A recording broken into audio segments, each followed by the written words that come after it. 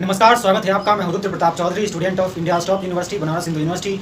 And in this video we are going to study NCERT class 8 chapter 3। Previous chapter आप हमारे playlist में जाकर check कर सकते हैं और इसी प्रकार के एजुकेशनल वीडियोस देखते रहने के लिए आप हमारे चैनल को सब्सक्राइब कर सकते हैं। वीडियो अगर अच्छी लगी तो लाइक करिए और दोस्तों के साथ शेयर करिए। इस चैप्टर का नाम है ग्रामीण क्षेत्र पर शासन चलाना। तो चलिए इस वीडियो को शुरू करते हैं। इस चैप्टर का पहला टॉपिक है हमारा कंपनी दीवान बन गई। 12 अगस्त 1765 को मुगल बादशाह ने ईस्ट इंडिया कंपनी को बंगाल का दीवान तैनात किया। इस बात की पूरी संभावना है कि यह घटना मुट्ठी भर अंग्रेजों और हिंदुस्तानियों की मौजूदगी में रॉबर्ट क्लाइव के तंबू में घटी होगी, लेकिन ऊपर दिए गए चित्र में इस घटना को एक भव्य समारोह के रूप में दिखाया गया है। यह चित्र उस चित्रकार ने बनाया है जिसे रॉबर्ट क्लाइव ने अपने जीवन की यादगार घटनाओं में चित्रित करने का जिम्मा सौंपा था। बंगाल का दीवानी हाथ हजाना अंग्रेजों के लिए निश्चय ही एक बड़ी घटना थी। दीवान के तौर पर कंपनी अपने नियंत्रण वाले भूभाग के आर्थिक मामलों की मुख्य शासक बन गई थी। अब उसे अपनी जमीन का शासन चलाने और आमदनी को व्यवस्थित करने का रास्ता ढूंढना था। इसके लिए उसे एक ऐसा रास्ता ढूंढना था जिससे कंपनी के बढ़ते खर्चों को पूरा करने के लिए काफ़ी आमदनी जुटाई जा सके। व्यापारी कंपनी के नाते उसे यह ख्याल भी रखना था कि वह अपनी ज़रूरत की चीज़ें खरीदती और बेचती रहे। समय के साथ कंपनी को यह भी समझ में आने लगा था कि उसे सावधानी के साथ आगे बढ़ना होगा। बाहरी ताकत होने की वजह से उन लोगों को भी शांत रखना होगा जो गाँव देहात में पहले शासन चला चुके थे और जिनके पास अभी भी काफ़ी ताकत और सम्मान था। ऐसे लोग जो स्थानीय सत्ता में रह चुके थे उन्हें नियंत्रित करना तो जरूरी था, लेकिन उन्हें खत्म नहीं किया जा सकता था। यह काम कैसे होगा इसका बारे में हम लोग इस चैप्टर में पढ़ेंगे। अब कंपनी की आमदनी हमारा नेक्स्ट टॉपिक है इस चैप्टर का। कंपनी दीवान तो बन गई थी लेकिन अभी भी खुद को एक व्यापारी ही मानती थी। कंपनी भारी भरकम लगान तो चाहती थी लेकिन उसकी आकलन और वसूली की कोई नियमित व्यवस्था करने में हिचकिचा रही थी। उसकी कोशिश यह थी कि वह ज़्यादा से ज़्यादा राजस्व हासिल करे और कम से कम कीमत पर बढ़िया सूती और रेशमी कपड़ा खरीदे। इसी कारण 5 साल के भीतर बंगाल में कंपनी द्वारा खरीदी जाने वाली चीज़ों का मूल्य दोगुना हो चुका था। 1865 से पहले कंपनी ब्रिटेन से सोने और चांदी का आयात करती थी। ब्रिटेन से सोने और चांदी का आयात करती थी मतलब ब्रिटेन से सोने और चांदी लाती थी। इन चीज़ों के बदले में वो सामान खरीदती थी। अब बंगाल में इकट्ठा होने वाले पैसों से ही निर्यात के लिए चीज़ें खरीदी जा सकती थी। अब देखिए उस समय कंपनी जो है भारतीय जो है इतने अमीर क्यों थे? इसलिए थे कि वो अपने यहाँ के सूती वस्त्र जो कॉटन उगाते थे उसको बेचते थे। वो सोने के दाम में, सोने और चांदी के भाव में उसको बेचते थे, क्योंकि वो अंग्रेज जो है अपने यहाँ से सोना और चांदी लाते थे, सोना और चांदी यहाँ देते थे हम लोगों को और हमारे यहाँ से कॉटन कपड़ा खरीद के ले जाते थे। सोचिए, इसीलिए हम लोग को ज़्यादा प्रॉफिट होता था। जल्द यह जाहिर हो गया था कि लेकिन बंगाल की नवाबी मिलने के बाद वो क्या काम करती थी, यहीं से वो कर उछलती थी और यहीं के पैसे को फिर यहाँ की जनता को देकर और जो है औने पौने दाम पे, सस्ते दामों पे यहाँ से कपड़ा और सूती वस्त्र जो है वो खरीद के ब्रिटेन में ले जाकर 9 गुना ज़्यादा दाम पे, 60 गुना ज़्यादा दाम पे बेचती थी। जब 1498 ईस्वी में कोलंबस यहाँ आया था तो उसने यहाँ से जो सामान खरीद के वहाँ बेचा। कोलंबस अमेरिका आया था, वास्को डी गामा आया था इंडिया में वास्को डी गामा आया था 1498 में। तो यहाँ से उसने जब सामान ले जाकर वो अपने देश में बेचा तो उस सामान पे उसने 60 गुना ज़्यादा प्रॉफिट कमाया, 60 गुना, 60 टाइम्स ज़्यादा। अब आते हैं आगे। जल्द ये जाहिर हो गया था बंगाल की अर्थव्यवस्था एक गहरे संकट में फंसती जा रही है। कारीगर गाँव छोड़कर भाग रहे थे क्योंकि उन्हें बहुत कम कीमत पर अपनी चीज़ों को जबरन बेचनी पड़ती थी। किसान अपना लगान नहीं चुका पा रहे थे, कारीगरों का उत्पादन गिर रहा था और खेती चौपट होने की दिशा में आगे बढ़ चुकी थी।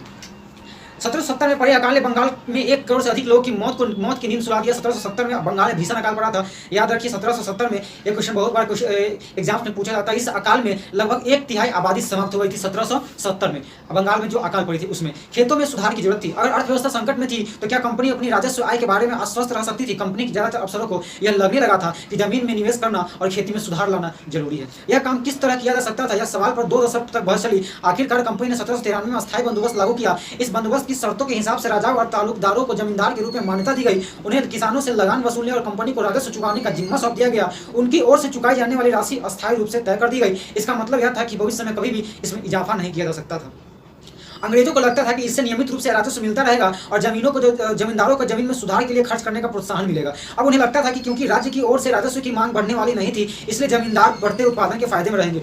इस वीडियो से आपको इन सभी स्टूडेंट को फायदा मिलेगा जो क्लास 8 में है, या तो सीबीएसई से है, या तो बिहार बोर्ड से, या फिर इंडिया के किसी भी स्टेट गवर्नमेंट से क्लास 8 के स्टूडेंट है। और ये वीडियो सिमिलर इंपॉर्टेंट है उन सारे स्टूडेंट के लिए जो किसी कॉम्पिटिटिव एग्जामिनेशन की तैयारी कर रहे हैं, या वो 10th लेवल की तैयारी कर रहे हैं, 12th लेवल की तैयारी कर रहे हैं, बीपीएससी, यूपीएससी, ग्रेजुएशन किसी भी लेवल की तैयारी कर रहे हैं। ये एक बेसिक स्टडी है। बेसिक जो है वो सभी को जरूरत है। अगर आप चाहते हैं कि अभी हमको क्लास 8 का हिस्ट्री पढ़ना है लेकिन आपको बुक उपलब्ध नहीं हो पा रही है, तो यह वीडियो आपके फायदे की है, क्योंकि इसमें आपको थॉरोली पूरा पढ़ाया जा रहा है, एक लाइन टू लाइन एनसीईआरटी की ये बुक है। अब आते हैं नेक्स्ट टॉपिक की तरफ, यह समस्या। मगर अस्थायी बंदोबस्त ने यह भी समस्या पैदा कर दी। कंपनी के अफसरों ने पाया कि अभी भी जमींदार जमीन में सुधार के लिए खर्च नहीं कर रहे थे। असल में कंपनी ने जो राजस्व तय किया था वह इतना ज्यादा था कि उसे चुकाने में जमींदारों को भारी परेशानी हो रही थी।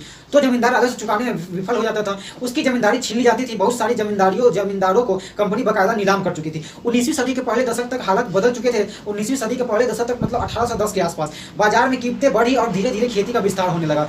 इससे जमींदारों की आमदनी में सुधार तो आया, लेकिन कंपनी को कोई फायदा नहीं हुआ, क्योंकि कंपनी तो हमेशा के लिए राजस्व तय कर चुकी थी। अब वह राजस्व में वृद्धि नहीं कर सकती थी।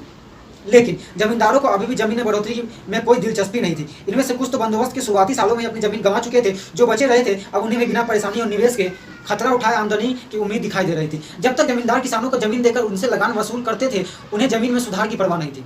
दूसरी तरफ गांव में किसानों को यह अर्थव्यवस्था बहुत दमनकारी दिखाई दी। किसानों को जो लगान चुकाना था वह बहुत ज्यादा था। जमीन पर उसका अधिकार सुरक्षित नहीं था। लगान चुकाने के लिए अक्सर महाजन से कर्ज लेना पड़ता था। अगर वह लगान नहीं चुका पाता तो उसे पुश्तैनी जमीन को से बेदखल कर दिया जाता था। एक नई व्यवस्था की शुरुआत किया गया। अब देखिए आते हैं, एक नई व्यवस्था का शुरुआत किया गया। 19वीं सदी की शुरुआत में कंपनी के बहुत सारे अधिकारियों को इस बात का यकीन हो चुका था कि राजस्व बंदोबस्त में दोबारा बदलाव लाना जरूरी है। जब कंपनी को शासन और व्यापार के अपने खर्चे चलाने के लिए और पैसों की जरूरत हुई तो वह अस्थायी रूप से राजस्व तय करके काम कैसे चला सकती है। बंगाल प्रेसिडेंसी के उत्तर पश्चिमी प्रांतों, इस इलाके का ज्यादातर हिस्सा उत्तर प्रदेश में है। उत्तर पश्चिमी बंगाल प्रेसिडेंसी का उत्तर पश्चिमी प्रांत मतलब उत्तर प्रदेश का अधिकांश भाग, उसके लिए होल्ट मैकेंजे नामक अंग्रेज ने एक नई व्यवस्था तैयार की जिसे 1822 में लागू किया गया। मैकेंजे को विश्वास था कि भारतीय समाज में गांव एक महत्वपूर्ण सामाजिक संस्था है और उसे बचाए रखना चाहिए। उसके आदेश पर कलेक्टर ने गांव-गांव का दौरा किया, जमीन की जांच की, खेतों को मापा और विभिन्न समूहों के रीति रिवाजों को दर्ज किया। गांव के एक एक खेत के अनुमानित राजस्व को जोड़कर हर गांव या ग्राम समूह से वसूल होने वाले राजस्व का हिसाब लगाया जाता। इस राजस्व को अस्थायी रूप से तय नहीं किया गया, बल्कि उसमें समय समय पर संशोधनों की गुंजाइश रखी गई। राजस्व इकट्ठा करके और उसे कंपनी को अदा करने का जिम्मा जमींदार की बजाय गाँव के मुखिया को सौंप दिया गया। इस व्यवस्था को महालवाड़ी बंदोबस्त के नाम से दिया गया। तो 1822 में मैकेंजे ने महालवाड़ी बंदोबस्त को इंट्रोड्यूस किया। कहाँ? इंडिया में। मुनरो व्यवस्था क्या है? ब्रिटिश नियंत्रण वाले दक्षिण भारतीय इलाकों में भी अस्थायी बंदोबस्त की जगह नई व्यवस्था अपनाने का प्रयास किया जाने लगा। वहां जो नई व्यवस्था उत्पन्न हुई उसे रैयतवाड़ी नाम दिया गया। कैप्टन अलेक्जेंडर रीड ने टीपू सुल्तान के साथ चले युद्ध के बाद कंपनियों द्वारा कब्जे के लिए गए कुछ इलाकों में इस व्यवस्था को आजमा कर भी देख लिया था। टॉमस मुनरो ने इस व्यवस्था को विकसित किया और धीरे धीरे पूरे दक्षिण भारत में यही व्यवस्था जो है वो लागू कर दिया गया। रीड और मुनरो को लगता था दक्षिण में परंपरागत जमींदार नहीं थे, इसलिए उनका तर्क था कि उन्हें सीधे किसानों रैयतों से ही बंदोबस्त करना चाहिए जो पीढ़ियों से जमीन पर खेती करते आ रहे हैं, और राजस्व आकलन से पहले उनके खेतों का सावधानीपूर्वक अलग से सर्वेक्षण किया जाना चाहिए। मुनरो का मानना था कि अंग्रेजों को पिता की भांति किसानों की रक्षा करनी चाहिए। सब कुछ ठीक नहीं था। नई व्यवस्था लागू होने के बाद महज कुछ साल के भीतर उनमें समस्याएं दिखाई देने लगी। जमीन से होने वाली आमदनी बढ़ाने के चक्कर में राजस्व अधिकारियों ने बहुत ज्यादा राजस्व तय कर दिया था। किसान राजस्व चुका नहीं पा रहे थे, रैयत गाँव से भाग रहे थे। उसके बाद बहुत सारे गांवों में गांव वीरान हो गए थे। आशावादी अफसरों को उम्मीद थी कि नई व्यवस्था किसानों को संपन्न उद्यमशील किसान बना देगी, लेकिन ऐसा जो है नहीं हुआ। अब हमारा आगे का नेक्स्ट टॉपिक है यूरोप के लिए फसलें। अब वहाँ तक हम लोग जो है वो ग्रामीण अर्थव्यवस्था तक हम लोग गाँवों में किस तरह से किसानों से जो है वो एक तरह से टैक्स जो है वसूला जाता था, उसके बारे में पढ़ रहे थे। अब हम लोग आगे इसी चैप्टर में पढ़ेंगे यूरोप के लिए फसलें। उस टॉपिक को वहीं पे क्लोज कर दिया गया है और उसको अब नया टॉपिक यहाँ शुरू होता है, यूरोप के लिए फसलें। अंग्रेजों ने यह भी महसूस किया कि ग्रामीण इलाके न केवल राजस्व प्रदान कर सकते हैं बल्कि वहाँ यूरोप की जरूरतों के हिसाब से सही फसलें भी पैदा की जा सकती है। 18वीं सदी के आखिर तक कंपनी ने अफीम और नील की खेती पर पूरा जोर दिया। इसके बाद लगभग 150 साल तक अंग्रेज देश के विभिन्न भागों में किसी न किसी फसल के लिए किसानों को मजबूर करते रहे। अगले 150 सालों तक जो है अंग्रेज जो है मनमाना फसल उपजवाते रहे किसानों से। बंगाल में पटसन का, असम में चाय का संयुक्त प्रांत, उत्तर प्रदेश में गन्ना, पंजाब में गेहूं, महाराष्ट्र और पंजाब में कपास, महाराष्ट्र में और पंजाब में कपास और मद्रास में चावल, मतलब तमिलनाडु और छत्तीसगढ़ के साइड वो चावल का जो है वो खेती करवा रहे थे। यह कैसे तय किया गया कि कौन से इलाके में कौन सी फसल का जो है अच्छी आमदनी हो सकती है? तो अंग्रेजों ने अपनी जरूरत की फसलों की खेती को फैलाने के कई तरीके अपनाए। आइए इस तरह की एक फसल उत्पादन पद्धति के बारे में अच्छी तरह से समझते हैं। क्या रंग का कोई इतिहास है? अब हम लोग रंग के बारे में थोड़ा सा, रंग के इतिहास के बारे में पढ़ेंगे। चित्र 5 और 6 में सूती कपड़ों के छापों की 2 तस्वीरें दी गई है। आप लोग देख सकते हैं सूती कपड़ों की छाप की 2 तस्वीरें दी गई है और उसमें है कि चित्र 5 और 6 में सूती का छाप 2 तस्वीर दी गई है। बाईं तरफ की तस्वीर में भारत में आंध्र प्रदेश के बुनकरों द्वारा बनाए गए कलमकारी छापे दिखाए रहे हैं। दूसरी तरफ ब्रिटेन के प्रसिद्ध कवि और कलाकार विलियम मॉरिस द्वारा बनाए गए फूल वाले छापे। दोनों छापों में एक बात समान है, दोनों में ही गहरे नीले रंग का प्रयोग किया गया है। और यह नीला रंग आया कहाँ से, इस्तेमाल कहाँ से किया गया? इसे आमतौर पर नील कहा जाता है। क्या आप जानते हैं कि यह रंग किस तरह पैदा किया गया? इसी के बारे में हम आगे पढ़ेंगे। इस छापे में आपको जो नीला रंग दिखाई दे रहा है वह नील नाम के एक पौधे से निकाला जाता था। इस बात की काफी संभावना है कि 19वीं सदी के ब्रिटेन में मॉरिस के छापों में इस्तेमाल किया गया नीला रंग भारत में उगने वाले नील के पौधे से तैयार किया गया होगा। उस समय भारत दुनिया भर में नील का सबसे बड़ा स्रोत था और भारत नील की मांग क्यों थी, भारतीय नील की दुनिया भर में मांग की थी उस समय।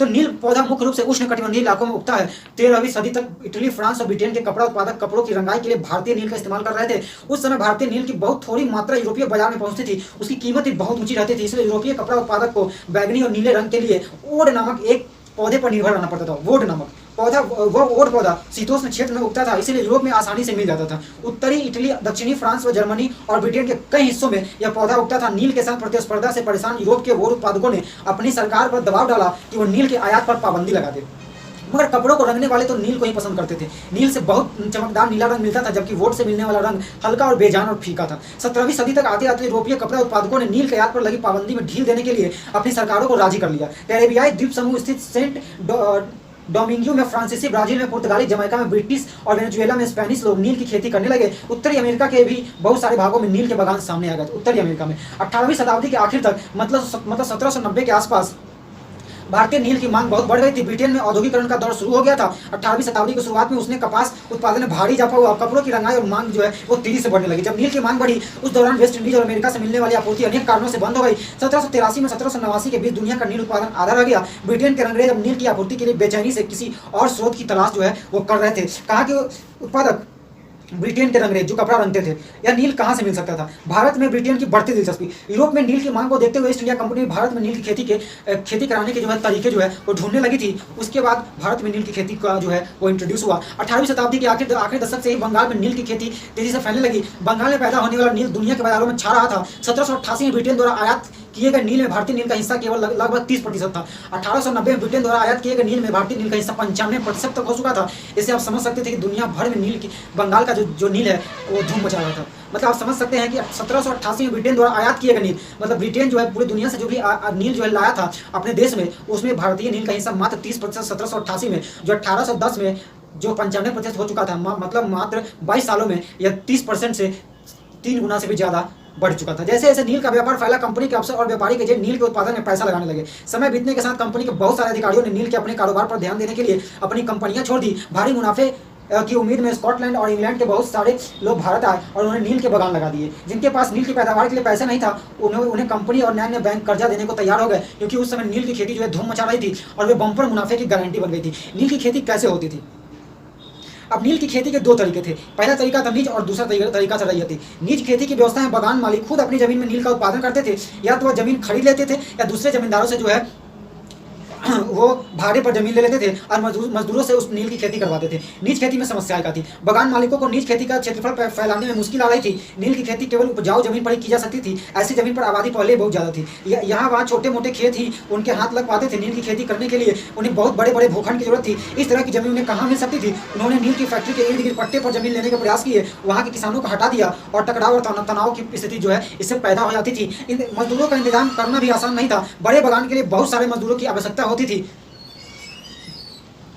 मजदूरों की जरूरत भी सबसे ज़्यादा उसी समय थी जब किसान धान की खेती में व्यस्त रहते थे। उसी समय मजदूर की जो है जरूरत पड़ती थी। बड़े पैमाने पर निज खेती के लिए बहुत सारे हल बैल की भी जरूरत पड़ती थी। 1 बीघा नील की खेती के लिए 2 हल चाहिए थे। इसका मतलब यह था कि अगर किसी बागान मालिक के पास 1000 बीघा जमीन है तो उसे 2000 बैलों की जरूरत पड़ती थी। हलों को खरीदना और उनका रखरखाव एक बड़ी समस्या थी। किसानों से भी हल नहीं मिलते थे। उन्हें अपने लिए इन चीज़ों की जरूरत होती थी, क्योंकि उस समय धान की बुआई चल रही होती थी। जिस समय नील उत्पादकों को जरूरत होती थी उस समय किसानों के हल बैल भी चावल की खेती में व्यस्त रहते थे। 19वीं सदी के आखिर तक बागान मालिक निज खेती का क्षेत्रफल फैलाने में हिचकिचाते थे। उस व्यवस्था के तहत नील की पैदावार वाली 25% से भी कम जमीन आती थी। बाकी जमीन रैयती व्यवस्था के अंतर्गत थी।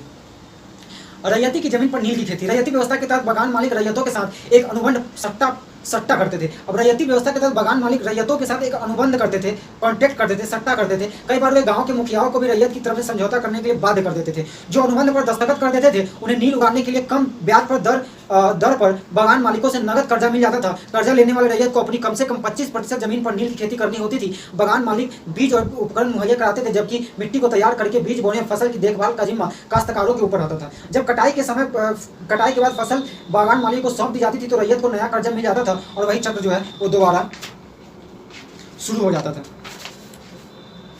अब उसके बाद आते हैं नील गांव शुरू हो जाता था। जो किसान पहले इन कर्जों से बहुत आकर्षित थे, उन्हें जल्दी समझ में आ गया था कि यह व्यवस्था कितनी कठोर है।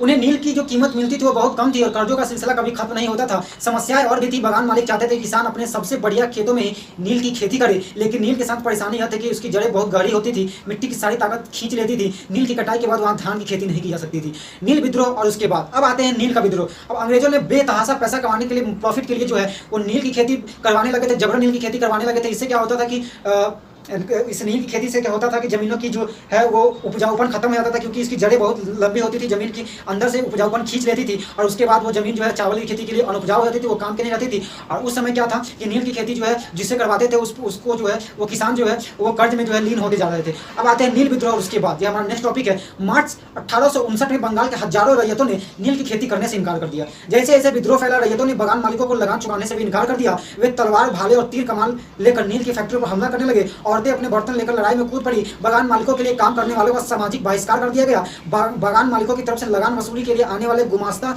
एजेंटों की पिटाई की गई। रैयतों ने कसम खा ली कि न तो वे नील की खेती के लिए कर्जा लेंगे और न ही बगान मालिकों के लठियाधारी गुंडों से डरेंगे। अब उस समय होता था कि रैयतों मतलब जो है वो कंपनी जो है लोगों को कर्जा देती थी कि आप नील की खेती करिए, और नील की खेती उसे सस्ते दामों पर खरीदती थी। उनसे क्या होता था कि किसान जो उनसे कर्जा लेते थे उतना कर्जा भी वो उससे फसल बेचने के बाद नहीं चुका पाते थे, और वही नील जो है अंग्रेज अधिकारी जो खेती करवाते थे, जो माली खेती करवाते थे, वो अपने ब्रिटेन में ऊंचे ऊंचे दामों पर बेचते थे। और इससे क्या होता था कि कंपनी तो मुनाफा कमा रही थी, लेकिन वो मुनाफा जो है किसानों तक नहीं पहुंच पा रही थी। जल्दी उन्हें आभास हो गया था कि नील की खेती जो हम लोग पैसे कर्ज लेकर कर रहे हैं उससे हम लोग कर्ज में डूबते जाएंगे, हम लोग कभी उद्धार नहीं हो पाएगा। इसीलिए ये सब जो है नील की खेती का विद्रोह हो गया कि लोग जो है वो रैयतों के साथ करने वालों को सामाजिक बहिष्कार करने लगे। लोग तीर कमान, भाला, बर्छा से लेकर कंपनी पर हमला करने लगे, और जो भी बगानों में के साथ काम करते थे लोग उसका सामाजिक बहिष्कार होने लगा। उसके बाद आते हैं नेक्स्ट पे। नील के किसान चुप बैठने को तैयार नहीं थे। क्यों? उन्हें बगावत की ताकत कहाँ से मिली? इसमें कोई शक नहीं कि नील की खेती अत्यंत दमनात्मक थी, लेकिन जो लोग दबे होते थे वे हमेशा बगावत नहीं करते। ऐसा कभी कभी ही होता था। 1859 में नील रैयतों को लगा कि बगान मालिकों के खिलाफ बगावत में उन्हें स्थानीय जमींदारों और मुखियाओं का भी समर्थन मिल सकता है। बहुत सारे गांवों में जिन मुखियाओं से नील के अनुबंध पर जबरन हस्ताक्षर करवाए गए थे उन्हें नील किसानों को इकट्ठा किया और लठियालों के सामने आमने सामने की लड़ाई लड़ी। कई स्थानों पर रैयतों को बगान के लिए उकसाते हुए खुद जमींदार गांव गांव घूमने लगे। जमींदार इस बात से परेशान थे कि बगान मालिकों की ताकत बढ़ती जा रही है। बगान मालिक जबरन लंबे समय के लिए उनसे जमीन ले लेते थे। नील के किसानों को भी यह लगने लगा था कि अंग्रेज सरकार भी संघर्ष में उनका साथ देगी। 1857 की बगावत के बाद ब्रिटिश सरकार एक और व्यापक विद्रोह के खतरे से डरी हुई थी। 1857 में जो सिपाही विद्रोह हुआ था उससे ब्रिटिश जो है वो डरे थे कि नील की विद्रोह कहीं बहुत ज़्यादा न बढ़ जाए। जब नील की खेती वाले जिलों में एक और बगावत की खबर फैली तो लेफ्टिनेंट गवर्नर 1859 की सर्दियों में इलाके का दौरा किया। रैयतों को लगा कि सरकार उनकी दुर्दशा से परेशान है। बरसात में मजिस्ट्रेट एस्ले ईडन ने एक नोटिस जारी किया जिसमें कहा गया था कि रैयतों के नील के अनुबंध मानने के लिए मजबूर नहीं किया जाएगा। इस नोटिस के आधार पर लोगों में खबर फैल गई कि रानी विक्टोरिया ने नील की खेती न करने का हुक्म दे दिया। ईडन किसानों को शांत करने और विस्फोटक स्थितियों को नियंत्रित करने की कोशिश कर रहे थे। उसकी कार्रवाई को किसानों ने अपने विद्रोह का समर्थन मान लिया। जैसे जैसे विद्रोह फैला, कलकत्ता के पढ़े लिखे लोग नील जिलों की ओर चल पड़े। उन्होंने रैयतों की दुर्दशा, बगान मालिकों की जोर जबरदस्ती और अत्याचारी नील व्यवस्था के बारे में लिखा। इस बगावत से परेशान सरकार को बगान मालिकों की रक्षा के लिए सेना बुलानी पड़ी। इस बगावत से परेशान सरकार को बगान मालिकों की रक्षा के लिए सेना बुलानी पड़ी। नील उत्पादन व्यवस्था की जांच के लिए एक नील आयोग बना दिया गया। इस आयोग ने बगान मालिकों को दोषी माना, जोर जबरदस्ती की उनकी आलोचना की गई। आयोग ने कहा कि नील की खेती रैयतों के लिए फायदे का सौदा नहीं है। आयोग ने रैयतों से कहा कि वे मौजूदा अनुबंध को पूरा करें, लेकिन आगे से वे चाहे तो नील की खेती बंद कर सकते थे, लेकिन वे जो पहले से कॉन्ट्रैक्ट कर चुके हैं उनको पूरा करें। इस बगावत के बाद बगानों में नील का उत्पादन धराशायी हो गया। इसके बाद बगान मालिक बिहार पर ध्यान देने लगे, बंगाल से फोकस हटा के बिहार पर ध्यान देने लगे। 19वीं सदी के आखिर में कृत्रिम रंगों का निर्माण होने लगा था। इससे उनका व्यवसाय बुरी तरह प्रभावित हुआ। फिर भी वे उत्पादन फैलाने में सफल रहे। जब महात्मा गांधी दक्षिण अफ्रीका से लौटे तो बिहार के एक किसान ने उन्हें चंपारण आकर नील किसानों की दुर्दशा को देखने का न्योता दिया। 1917 में महात्मा गांधी का दौरा नील बगान मालिकों के खिलाफ चंपारण आंदोलन की शुरुआत थी, और इसी तरह जो है महात्मा गांधी का भारतीय राजनीति में पदार्पण हो चुका था, इंट्रोड्यूस हो चुका था।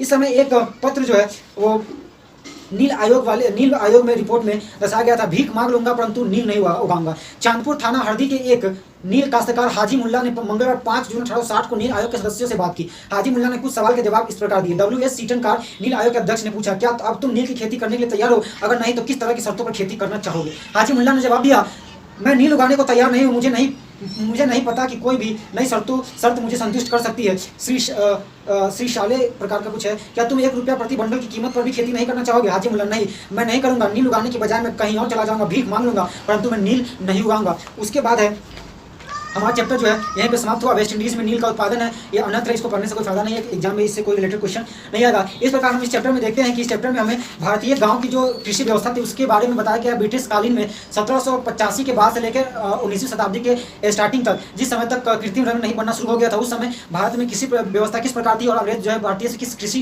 किस प्रकार करवाते थे और उससे किस प्रकार मुनाफा वसूली करते थे, इसके बारे में पढ़ाया गया है। और उसमें हमें एक जो है एग्जाम्पल के तौर पर नील की खेती के बारे में बताया गया है कि नील की खेती का क्या जबरदस्त मांग था और नील की खेती की क्या इंपॉर्टेंस था और नील की खेती कैसे कराया जाता था और नील की खेती का इंपैक्ट भारतीय किसानों पर क्या पड़ा और इसका जो है वो रिजल्टेंट सामने क्या आया। तो इस प्रकार हमारा ये चैप्टर शुरू हुआ और इसका उसके बाद जो है भारतीय राजनीति में महात्मा गांधी ने कैसे इंट्रोड्यूस किया। तो इस प्रकार इस वीडियो को हम लोग यहीं स्थगित करते हैं। आज की वीडियो में बस इतना ही। अगर वीडियो और अच्छी लगी तो लाइक करिए, सब्सक्राइब करिए, दोस्तों के साथ शेयर करिए और